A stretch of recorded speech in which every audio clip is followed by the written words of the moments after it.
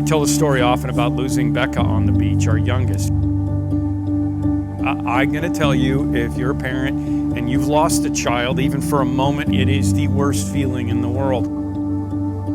There was nothing more important to me than finding her. And when I found her and her mom didn't know she was safe, there was nothing more important than putting her on my shoulders and bringing her back home. You know this, if you're a parent, you could have 12 kids, but if one of them's gone, you've only got 11, you're gonna go find that one more. You are never going to be okay until they come home. And that's the image that I have of this church and that I've always had, is that I'm gonna keep making sure that everything that I do has to do with finding that lost child on the beach and bringing them back home to the parent who loves them until the day that I die.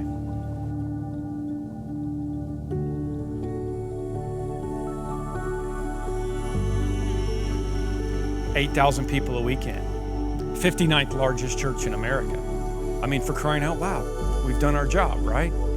Isn't it time to coast? It can't be time to coast because I know there's more than one lost child out there on the beach. I show this graph often because this has kind of become part of the mantra for my life. This is a graph of the history of world population. And this yellow mark that you see right here, that's the mark in which I live. It's also the mark in which you live. There's more people around me that are lost on the beach than ever before. Yeah, we run 8,000 a weekend. There are 4 million people within a 30-minute drive time of our 2 campuses. And we're gonna have a third, so I guess that means we're really just widening the circle. We talk a lot about reach, raise, and release around here. That's what we do as a church. That's our mission statement. We're going to reach people, we're going to raise them up as fully devoted followers, and we're going to release them to go do ministry.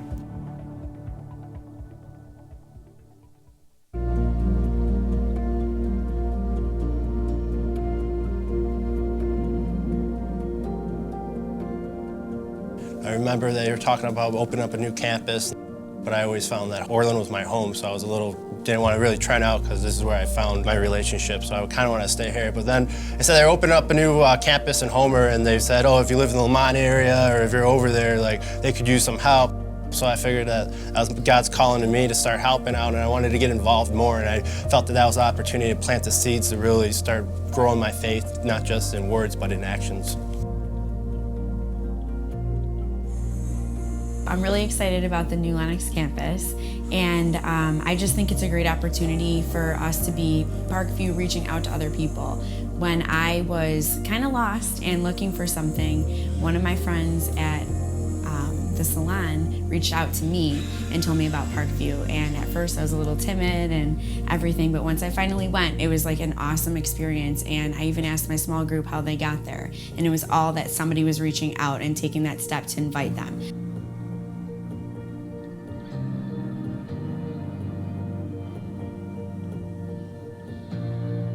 The number one question I get when I got back was, so you went to Africa.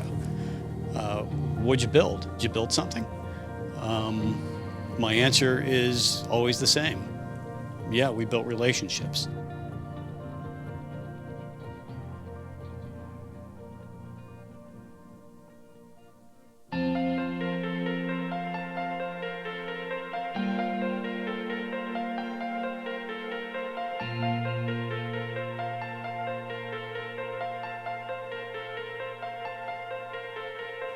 A guy about my age came up to me in the foyer and had tears in his eyes, and he just said, "Today I got it."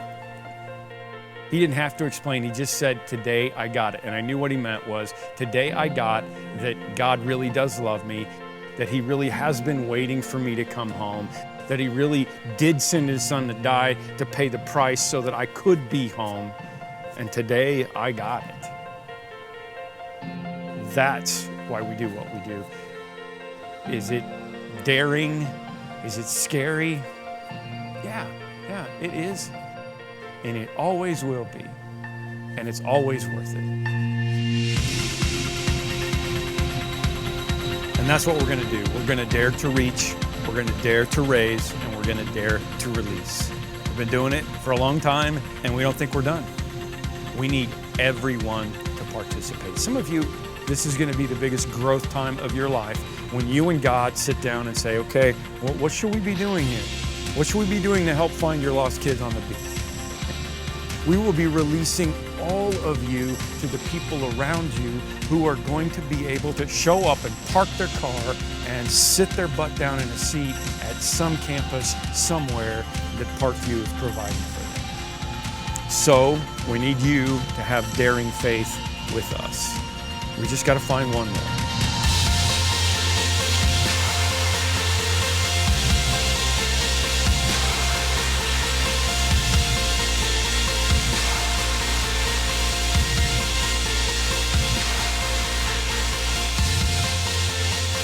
Paul says in Ephesians 3:12, because of our faith in him, we dare to have boldness, courage, and confidence in coming to God with freedom and without fear.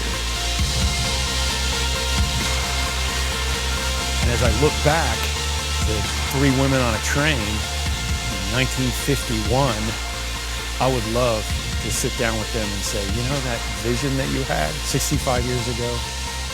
Saving people that needed to find their way back to God, they were mine. What story remains to be told?